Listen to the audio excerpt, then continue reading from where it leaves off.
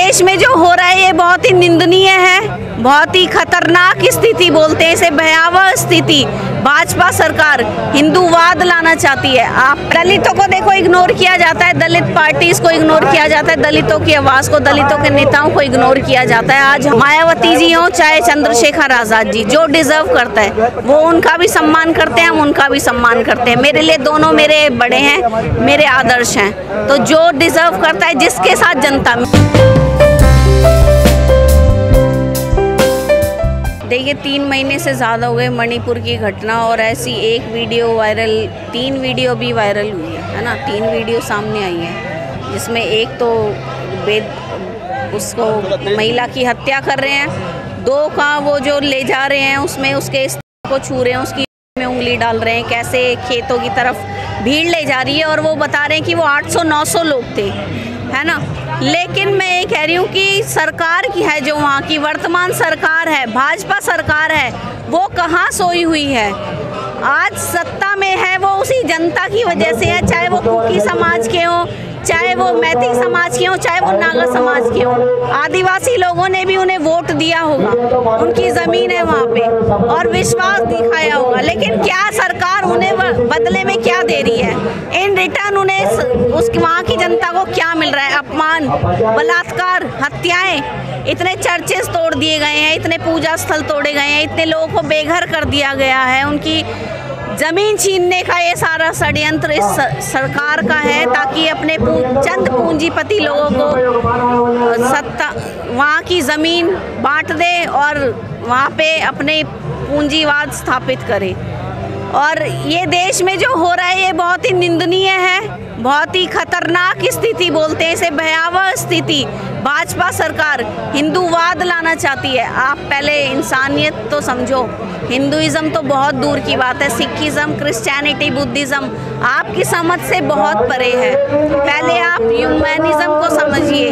आप जानवर समझ रहे हैं इस जनता को, आदिवासी जनता को जानवरों, चूहे, बिल्लियों की, कीड़े मकोड़ों की तरह उनके बलात्कार किए जा रहे हैं। और ये कुछ नया नहीं हो रहा, फूलन देवी जी के साथ भी, और हर देश में हर हिंसा में, आज़ादी पर भी महिला और बच्चे ही शिकार हुए, और आज भी वहाँ के महिला और बच्चे ही शिकार हो रहे हैं। और इस पर किसी मीडिया की कोई नज़र नहीं है, किसी पार्टी, किसी सांसद को भी कोई होश नहीं है।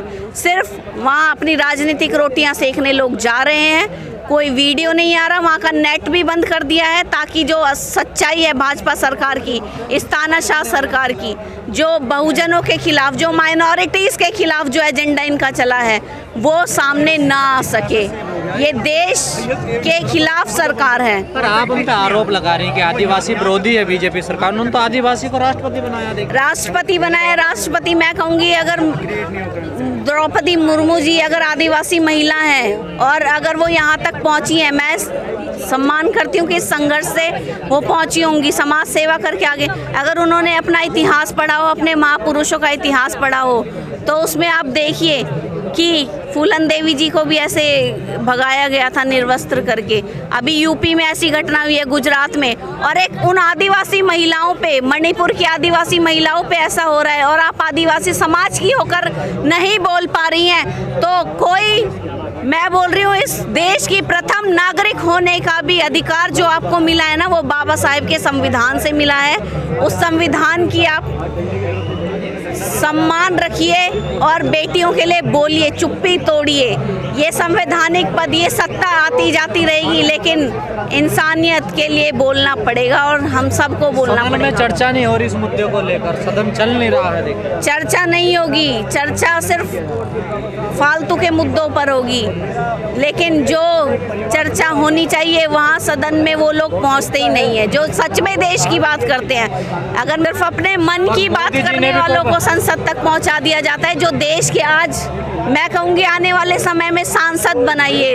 लोकसभा में हमारे चंद्रशेखर आजाद जी, विनय रतन जी, हमारे और हिमांशु वाल्मीकि जी, कितने और हमारे राष्ट्रीय नेता हैं, उन्हें संसद तक पहुंचाइए बहुजन समाज। पहुंचाएंगे तो देश की जो जमीनी मुद्दों को भूल जाएंगे। नहीं, ऐसा बिल्कुल भी नहीं होगा। वो अपने हमारे हमारे नेता हैं, हमारे देश के मूल निवासी हैं और इस देश के सच्चे नेता हैं। पूरा बहुजन समाज आज उनकी ओर देख रहा है। संसद में 130 सांसद हैं। वो सब गुलाम हैं। वो कोटे से आरक्षण से पहुंच तो गए हैं, लेकिन वो अपने हक अधिकार की एक बात भी नहीं बोल सकते।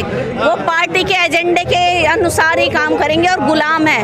वो गुलाम है, गुलाम और कुछ भी नहीं है। जी 2024 का चुनाव नजदीक है। एनडीए ऑलरेडी पहले से बीजेपी चला ही रही है और अब नया बना है इंडिया। उसमें ना आजाद समाज पार्टी है ना बीएसपी है। ऐसा क्यों आ गया? देखिए, उन्हें हमारे राष्ट्रीय अध्यक्ष जी को इनवाइट भी किया था, वो किसी कारणवश जा नहीं पाए थे। लेकिन अगर गठबंधन होगा, जैसे भी सरकार आएगी, वो हमारी पार्टी का फैसला होगा और हम तो चाहेंगे कि जो अगर हमें इग्नोर करेगा हमारे नेताओं को, हमारी वो खुद लॉस में रहेगा। क्योंकि इग्नोर कर रहे हैं आखिर दलितों की पार्टी? दलितों को देखो इग्नोर किया जाता है, दलित पार्टीज को इग्नोर किया जाता है, दलितों की आवाज़ को, दलितों के नेताओं को इग्नोर किया जाता है। आज हम हैं, हम आपके चैनल के माध्यम से बोल रहे हैं, नहीं तो हमें कौन जानता था?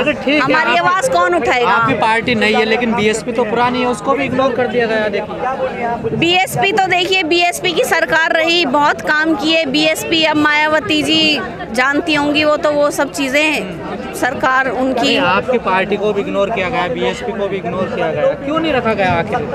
देखिए, कहीं ना कहीं तो शोषण तो होता ही है, हमारा इग्नोरेंस तो चला आ रहा है। लेकिन सत्ता में जब हम उन लोगों को बिठाने वाले हैं तो हम उन्हें नीचे भी उतार। बाबा साहब ने कहा था कुर्सी पे बैठने वाले नहीं तो कुर्सी को हिलाने वाले बन जाओ, तो हम तो इनकी कुर्सियां हिला देंगे, सत्ता आए या ना आए। लेकिन इतनी ताकत आज 2023 अभी चल रहा है, इतनी ताकत तो हमारी बन चुकी है भीम आर्मी की, आज़ाद समाज पार्टी की, चंद्रशेखर आज़ाद जी की, कि देश में कितना भी बड़ा तानाशाह आ जाए, कोई भी आ जाए, उसको हम कुर्सी से हिला सकते हैं। किसको प्रधानमंत्री देखना चाहती है, मायावती को या चंद्रशेखर को? देखिए, जो डिजर्व करता है उसको, मायावती जी हो चाहे चंद्रशेखर आज़ाद जी, जो डिजर्व करता है वो उनका भी सम्मान करते हैं, हम उनका भी सम्मान करते हैं। मेरे लिए दोनों मेरे बड़े हैं, मेरे आदर्श हैं।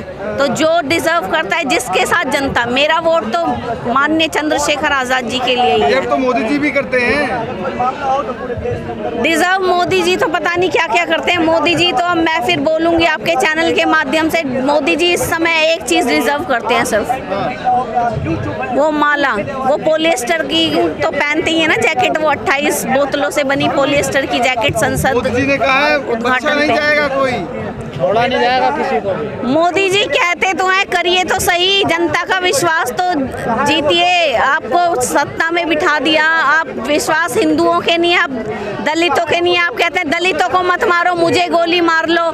इनडायरेक्टली कहते हो कि सबको मारो, मैं चुप हूँ। आप चुप ही रहना, दलित हो, माइनॉरिटीज हो, सब पिटते रहेंगे, नंगे होते रहेंगे। लेकिन आप प्रचार मंत्री, परिधान मंत्री बन के अपने नए नए परिधान आप दिखाइए जनता को, भाषणों में, रैलियों में, और आपकी बेटियां नंगी घूमती रहेंगी।